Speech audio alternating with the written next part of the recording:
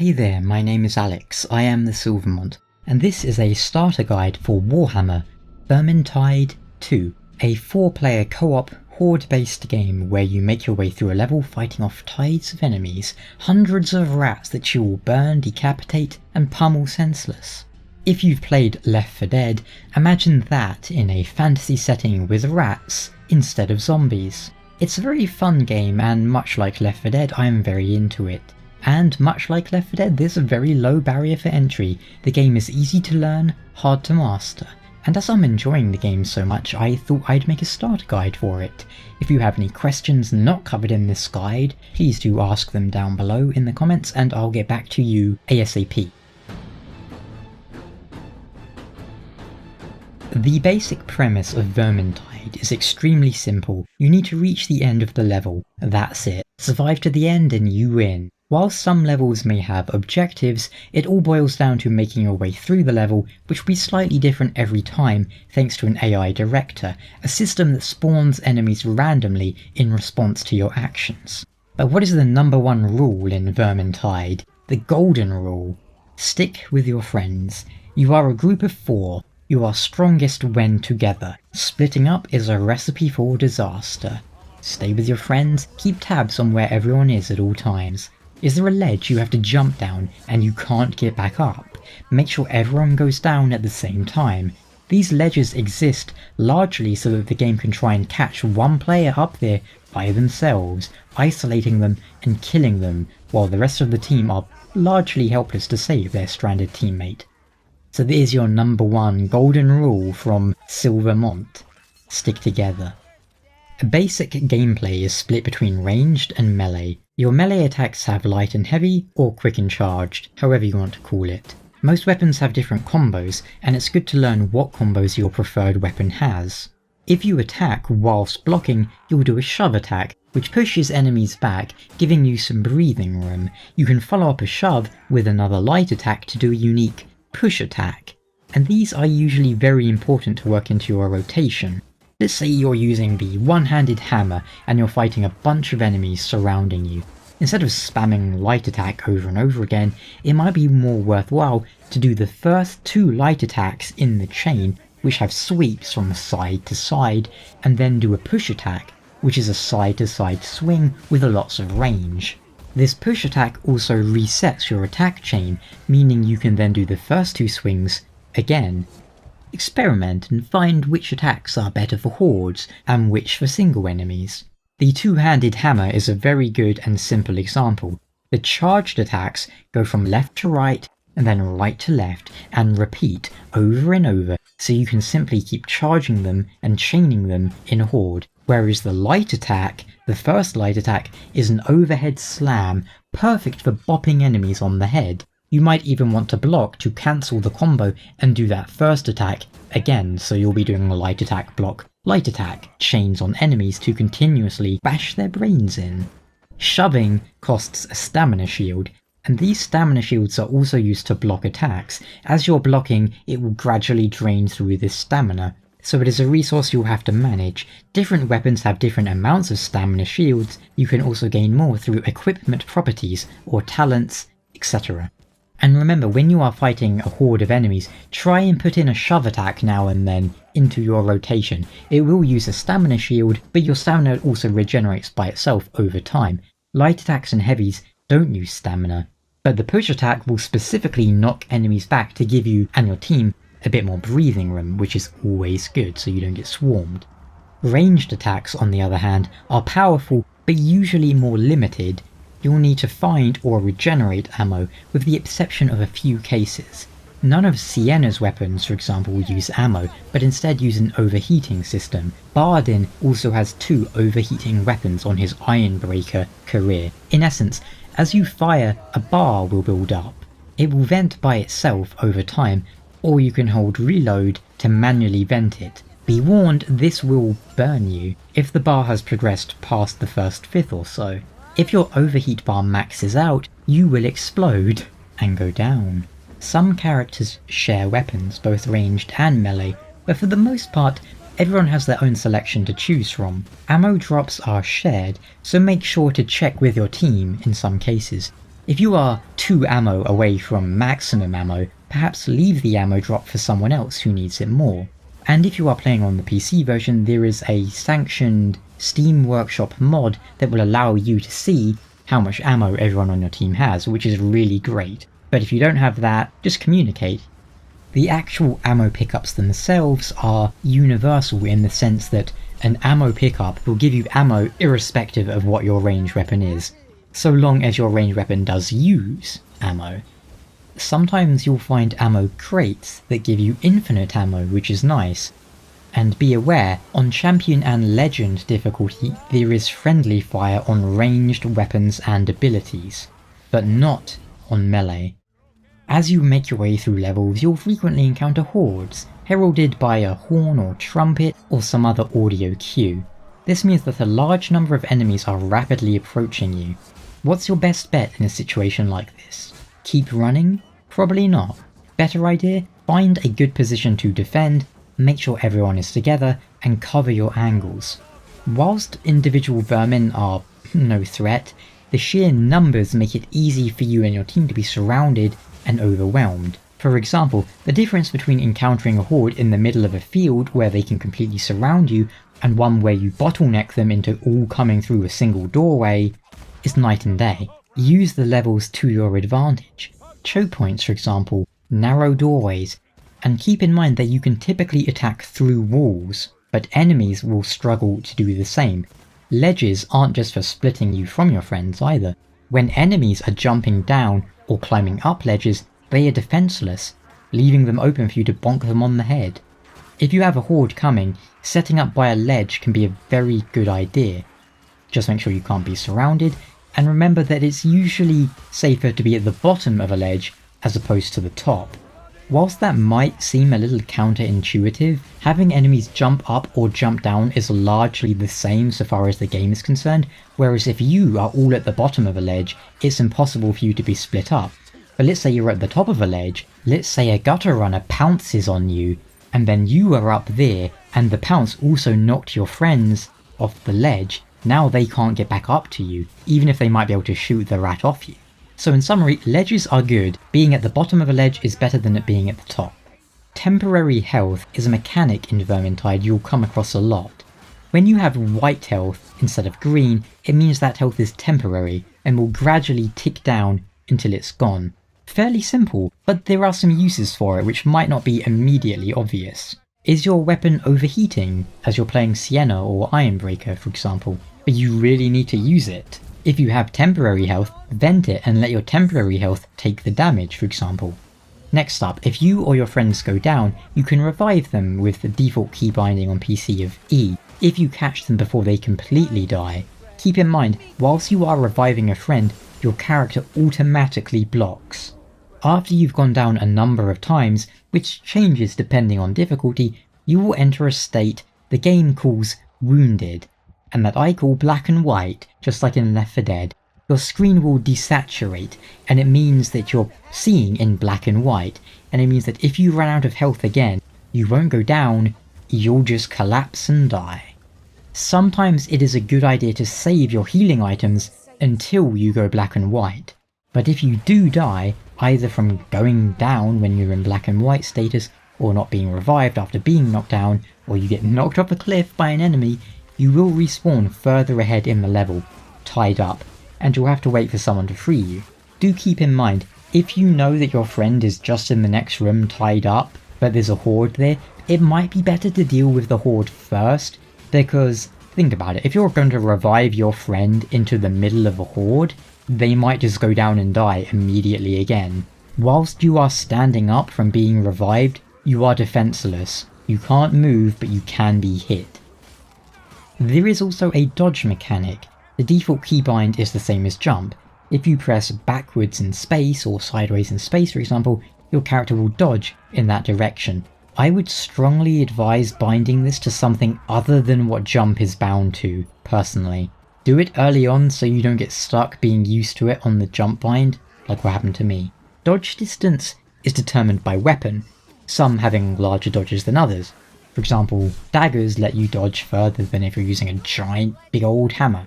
Whilst there's no iframes on the dodge, so far as I can make out, it's still a very useful positioning tool. You can block whilst dodging, and if you keep dodging, eventually there's an internal cooldown that reduces its effectiveness, usually after 1 or 2 dodges. One good thing though, if you are being hit in Vermintide, you will slow down. If you're running and an enemy slaps you, your movement speed will decrease, down to like half speed. However, you can use your dodge to partially negate this. So if you're trying to run and you keep being slapped by enemies, you can start dodging and it will offset the movement speed penalty, as that doesn't apply to dodges. Likewise, if you're venting a weapon, you can dodge to move a bit faster whilst venting, or just to dodge an attack, I suppose. Next up, enemy patrols. You could think of these as the witches of Vermintide. Now and then, patrols will spawn in a level, walking around while shouting a lot. They're all like hoo-ha, hoo-ha. These are typically made up of either storm vermin or chaos enemies. You can simply avoid them. If you have to fight them, consider using bombs to take out a bunch of them all at once, or use the terrain to your advantage. Make them climb up or down a ledge so you can try and pummel them quickly. And consider finding and putting lamp oil in their path. Let's say you see a patrol of storm vermin heading your direction, but you have plenty of space to back up. Then you throw a barrel of lamp oil in their path and detonate it. They will quite happily walk through the fire, burning themselves to death, without aggroing and attacking the players. Finally, you can mark enemies and items in the game. I believe the default key binding is T, but I've bound it to Shift, and I essentially spam it constantly. What does this do? Well, when you mark an item, it will give a blue highlight, and often your character will call it out. For example, you might say, healing draft over here, there's ammo here, and so on. Or you can mark an enemy. This is really useful because you might mark an enemy that was hidden in a horde. There might be a bunch of weak little rats, but hidden in that mass of furry monsters might be a horrible berserking plague monk that would tear you apart.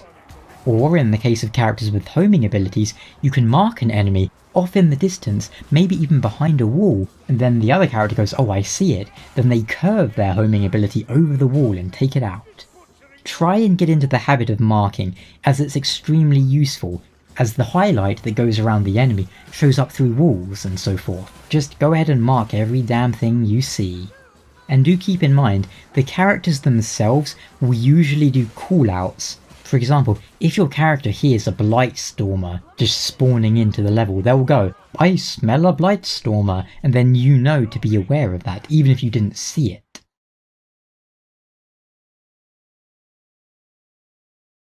And now I'll do a quick rundown on most enemy types, including bosses, with a few tips and the like. Your basic enemies that make up the majority of hordes don't need too much discussion, so we'll instead talk about the more unique enemies. One thing to note about the basic enemies, if they have shields made of wood, those can be destroyed by certain weapon types, such as hammers. Berserkers are the first type of enemy we'll discuss though. Plague monks for Skaven, savages from the chaos side, also known as green boys, poise boys, happy boys, and so on. The plague monks look like rats with green blankets tied to their heads, and the savages look like bald, happy, naked men, and they sort of run towards you like those enemies from Serious Sam who don't have heads, or have bombs for heads. I don't remember. It's been ages since I played Serious Sam. These are the enemies that relentlessly attack you for a huge amount of damage, and they do not stagger easily. Best way to deal with them? Simply pop them down with a ranged weapon as they're running at you, use greater range from a melee weapon, or have a friend bop them on the back of the head whilst you block them. Alternatively, just wait for their attack chain to finish if you have enough stamina to block it all, and then take them out. But be warned, they drain stamina like crazy. Next up we have the elite enemies, Storm Vermin, Chaos Maulers, and Chaos Warriors. Storm Vermin, also known as Black Rats, and when I started playing I got Storm Vermin and Blightstormers mixed up a lot, so I just call them Black Rats.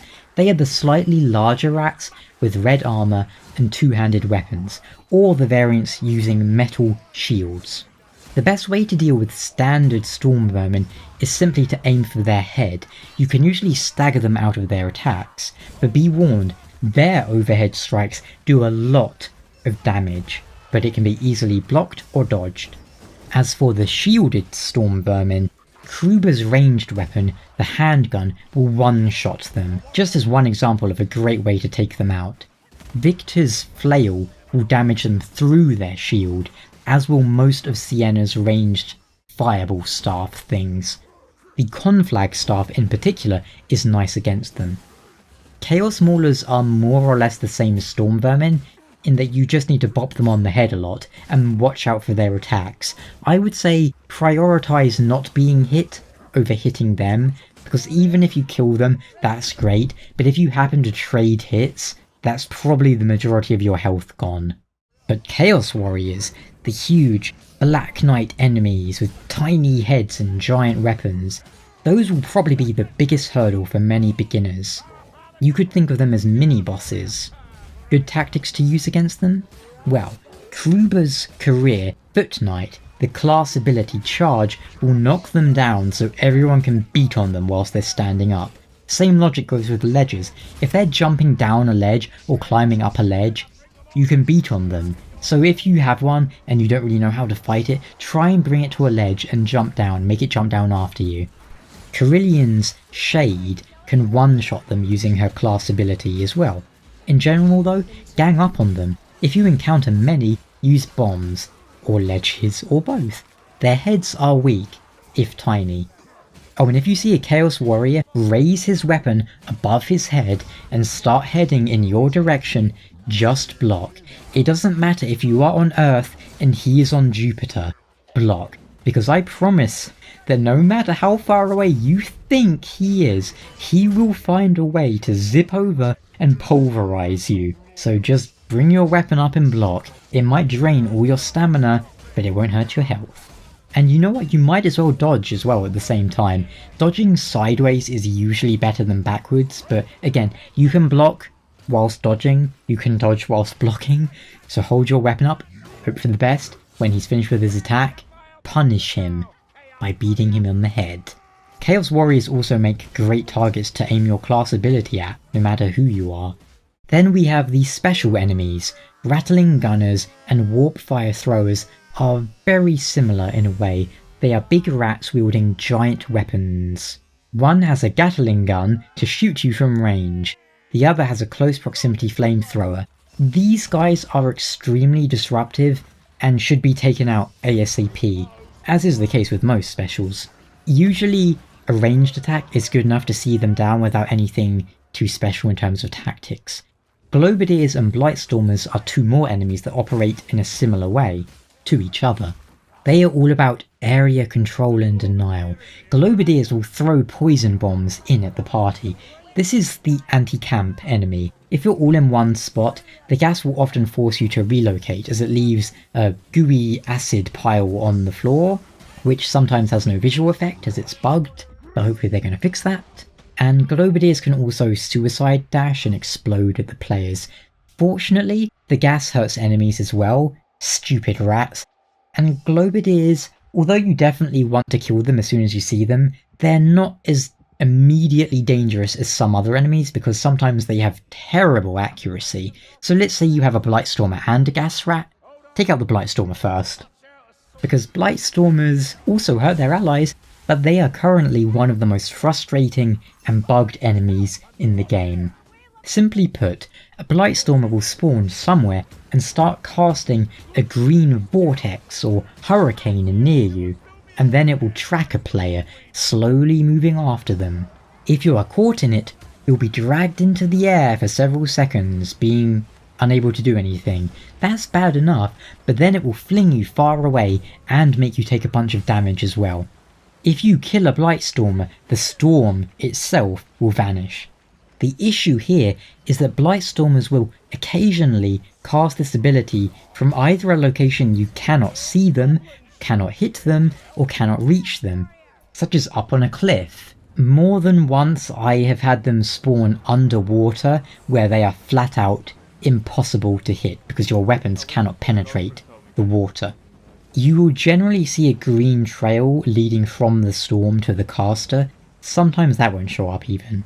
Hopefully by the time you're hearing this, it will all be patched, but either way, Blightstormers are probably your number one priority in almost any situation. But remember, you can mark enemies. If you see a Blightstormer, mark it so that everyone has an immediate lock on where it is and they can take it out with their ranged weapons.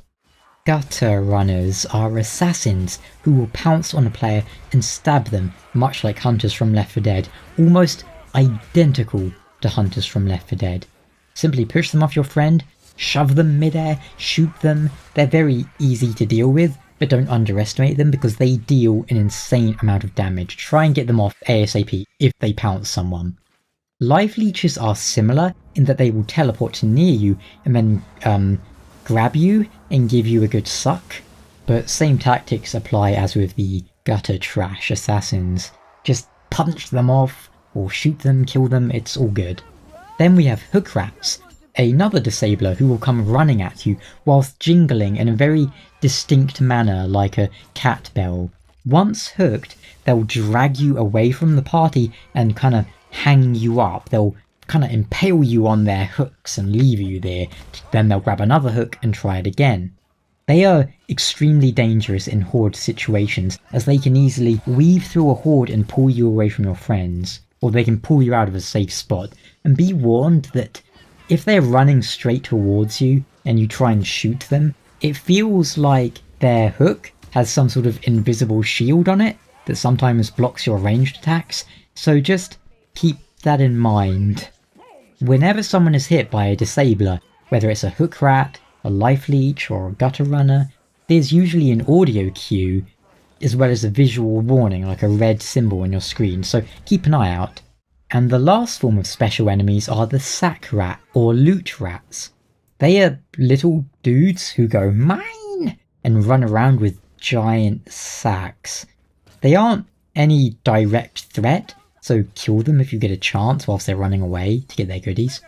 Like crystal lizards from Dark Souls, whilst they aren't a direct threat, they might make you do something stupid, like you might see one and go sprinting after it and then fall off a cliff, or run into an enemy patrol, or overextend. Just keep that in mind. Don't tunnel vision. Finally, we have bosses. Rat ogres are more or less tanks from Left 4 Dead, but they can't throw. Instead of throwing, they can jump at you, but they don't do that too often. You can typically kite them around and deal with them easily enough. Keep in mind that bosses are not immune to gravity. You can use various abilities and bombs to stagger them and knock them off cliffs or into rivers or anything like that, which is always a good laugh as well as an insta-kill. Storm Fiends are like rat ogres with armor and flamethrowers. They have two weak points, their head and the little baby rat on the back which controls them. Just hit them in the baby. On the one hand, they are perhaps the easiest boss, in that all they really do is shoot big bouts of flame at you. On the other hand, if you fight them in a really narrow space, then that sucks because their flames just fill up the entire space. So, best thing to do with Storm Fiend, and this applies to every boss, especially with Storm Fiends, try and take them to a wide open area where you have plenty of room to avoid the flame. Bile trolls can be a nuisance on higher difficulties. They spew bile that, as well as leaving a damaging pool on the ground, will blind you if it hits you directly, like a boomer from Left 4 Dead. More annoyingly still, once the bile troll takes enough damage, they will start eating the bile they spewed out to heal. On the plus side, whilst they are down and eating, you can clobber them without any danger of them hitting back. Even when they are not eating their bile to regenerate, they will occasionally regenerate a little bit of health, which I think happens when they are walking in their bile, but it might just be a sort of passive regen they have. If you are fighting a bile troll and a horde, you might want to ignore the troll and finish the horde, otherwise there's a good chance that you'll end up damaging the troll enough to the point where it starts healing, but you won't have enough DPS to stop it recovering health, whilst you're dealing with the other threats, and that's not to mention its passive regen. Let's say someone has died, if you don't have lots of damage potential left in your team, it might be better to just run off and try and revive your team. You might not be able to out-damage its regeneration. Then there's the Spawn of Chaos, the Uber boss, because apparently we needed a boss that is the fastest enemy in the game, has the highest health pool, even if shared with other enemies, has unblockables, a grab, and can heal. That said, they aren't really too bad once you get used to them. The main thing to watch out for is their grab attack. If they whip their gross, stupid tentacle arm at you, it's a grab attack. Once grabbed, they will chew your head to heal themselves, and then they start slamming the ground with you, and then they throw you. And yes, they can throw you off cliffs to insta-kill you. It sucks. If you see someone on your team get grabbed, you can knock them free. Many class abilities, not all, but many, will stagger the Spawn of Chaos and make it drop your friend.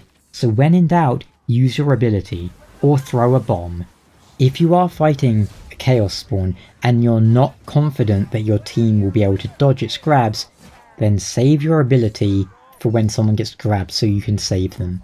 That about covers it for enemies in Vermintide 2.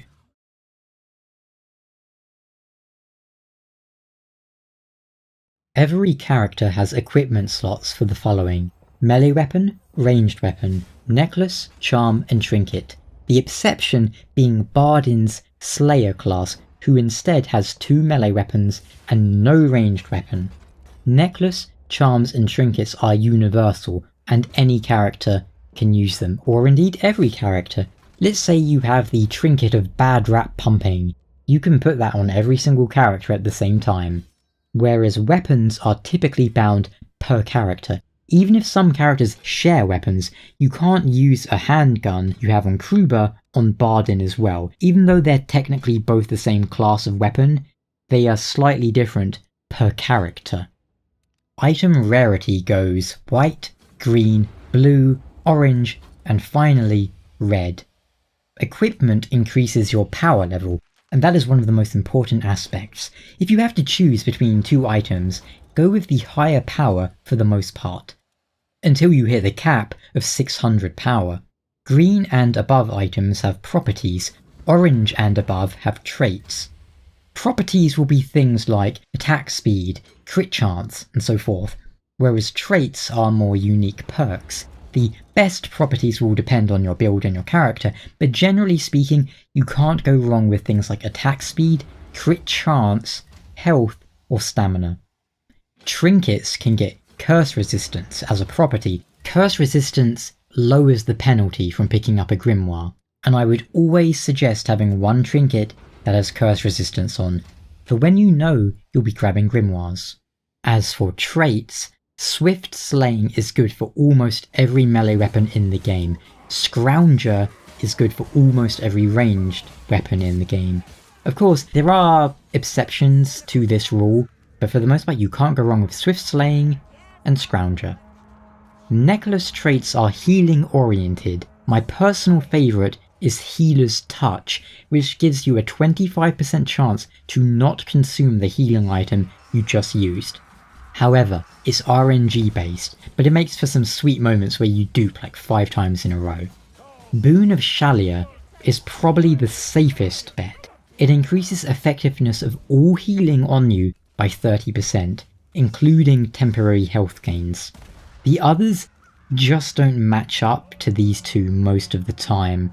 For charm traits, it has to be Decanter, which makes your potions last longer. The chance to not use potions is okay, but potions are usually common enough that you'll be using them for a specific situation anyway. Proxy, which spreads the effect of your potion to a nearby ally, is good for somebody like the Ironbreaker, who doesn't use their ability all that often, but Decanter is probably the most valuable trait. Finally, trinkets. Shrapnel is by far the best, in my opinion, as it makes targets hit by the bomb take more damage. Grenadier gives you the chance to not consume the grenade, which can be nice, but again it's RNG, like homebrewer for potions. It's just not that useful generally speaking, and if you really want an excess of potions and bombs, you can just play Ranger Veteran Bardin and spec him for them. Equipment can be salvaged into parts when you no longer need the item. Those parts can be used to craft new items. Also, you can extract and apply illusions which work like a glamour or transmog system. Oh, and you can get cosmetic items like hats from commendation chests, but they are very rare. And for the most part, you should just open chests right when you get them. The most important thing to take away from equipment, however, is that getting your hero power to 600 is your priority. How do you get higher power items? From opening chests. In its simplest form, let's say your chests start at 1 power, then you open a chest, now your chests will be 2 power, and so forth. Irrespective of what your current power is when you open the chest, they are account wide, and opening them will gradually increase their power until they hit the cap, so the more chests you open, the better. And that cap, by the way, is 300 for items. Hero power is made up 50-50 between your items and your levels, so let's say your character is level 30, they will have a hero power of 300, and then you add on 300 power from your maxed items. It also means that, say you hit 300 item power on one character, then you swap to a new level 1 different character, they'll have a huge initial power bump, they'll be starting at around 300 power, and the remaining 300 will be made up as they level up. Hero power increases the damage you take, the damage you deal, it's your most important stat, basically. Hopefully that makes sense. It might sound a little bit complicated, but after a few hours of playing, it'll snap and you'll understand it perfectly. Basically, level up your characters, open your chests, you'll be golden. Do keep in mind, cosmetic items only come at the moment from commendation chests. So if you want a hat for a specific character, save commendation chests and open them on that character. However, let's say you have every hat for that character. If you open a commendation chest, you can get a hat for another character, I believe. I'm not 100% on that, however. Moving on from equipment, let's briefly cover the items you'll be able to pick up in missions. These come in several categories: healing items, buffing potions, collectible grimoires and tomes, and then offensive bombs. The last of those, bombs, comes in 2 varieties: incendiary bombs and explosive bombs. Incendiary ones are triangle shaped, regular ones are just sort of spheres, they look like Pokemon balls, it's fine. Regular bombs are amazing at taking out patrols, and if you get the equipment trait Shrapnel, as most sane people will, they allow you to do extra damage to bosses. They also have high stagger, again for bosses. Incendiary bombs, on the other hand, leave a large and seemingly bugged pool of fire enemies will take damage from. Weirdly, even on Champion and Legend right now, it doesn't deal damage to friends, so if you need breathing room, if you're surrounded by enemies and you just need to move away, throw an incendiary bomb down. And like regular bombs, they also benefit from shrapnel. So if you hit a boss with a bomb and you have shrapnel trait, they'll be taking 20% more damage. Usually that's what you'll save bombs for, but don't be afraid to use them in a crowd if you need them. Potions! These come in 3 varieties: yellow strength potions, blue speed potions, and purple concentration potions. Strength potions increase your damage, speed potions make you run and attack faster, and purple pots make your ability recharge very quickly. You can give these to other players if they aren't holding one. Typically the best characters for a purple pot would be Footnight Kruber and especially Shade Carillion. These allow you to trivialize bosses. Blue speed potions are good for everyone, but Huntsman Kruber in particular makes great use of them with his ability. Likewise, strength potions are good for everyone. Healing items, drafts and medical supplies. Medical supplies can be used on other players, healing drafts cannot.